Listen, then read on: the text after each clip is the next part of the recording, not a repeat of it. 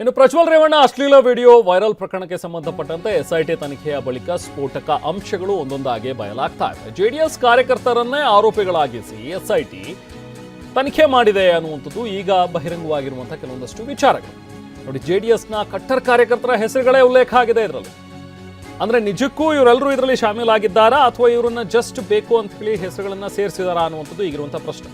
Congress BJP ಜೊತೆಗೆ JDS ಕಾರ್ಯಕರ್ತರ ಹೆಸರು ಕೂಡ ಸೇರ್ಪಡೆಯಾಗಿದೆ ಇದರಲ್ಲಿ. ಶಾಸಕ ಸ್ವರೂಪ್ ಅವರ ಚಿಕ್ಕಪ್ಪನ ಮಗ, ಆತನ ವಿರುದ್ಧನೂ ಕೂಡ ಚಾರ್ಜ್ ಶೀಟ್ ಇದೆ. ಜೊತೆಗೆ ಹರ್ಷ ಅವರ ಪುತ್ರ ರೇವಂತ್ ಅವ್ರ ವಿರುದ್ಧವೂ ಕೂಡ ಚಾರ್ಜ್ ಶೀಟ್ನಲ್ಲಿ ಹೆಸರು ಅವ್ರದ್ದು ಕೂಡ ಇದೆ.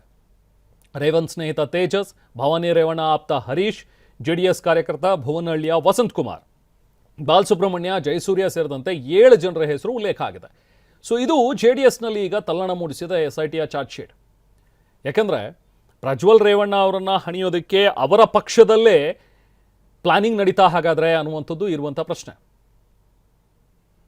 ಸ್ವರೂಪ್ ಅವರ ಚಿಕ್ಕಪ್ಪನ ಮಗ A30 ರೇವಂತ್, ಇನ್ನೊಬ್ಬರು ವಸಂತ್ ಕುಮಾರ್ ಅಲಿಯಾಸ್ ಮಂಜು ಅಂತೇಳಿ A33, ಇನ್ನು A35 ಆಗಿರುವಂಥವ್ರು ಅಕ್ಯೂಸ್ ನಂಬರ್ 35 ಆಗಿರುವಂಥವ್ರು ಬಾಲ್ ಸುಬ್ರಹ್ಮಣ್ಯ, ಜೊತೆಗೆ ಅಕ್ಯೂಸ್ ನಂಬರ್ 36 ಚಿರಂತ್, ಮತ್ತೊಬ್ಬ 38ನೇ ಆರೋಪಿ ಆಗಿರುವಂಥವ್ರು ಜಯಸೂರ್ಯ, 28ನೇ ಆರೋಪಿ ಆಗಿರುವಂಥವ್ರು ತೇಜಸ್, ಇನ್ನು 48ನೇ ಆರೋಪಿ ಆಗಿರುವಂಥ ಹರೀಶ್ ಹೆಸರು ಚಾರ್ಜ್ ಶೀಟ್ನಲ್ಲಿ ಉಲ್ಲೇಖ ಆಗಿದೆ.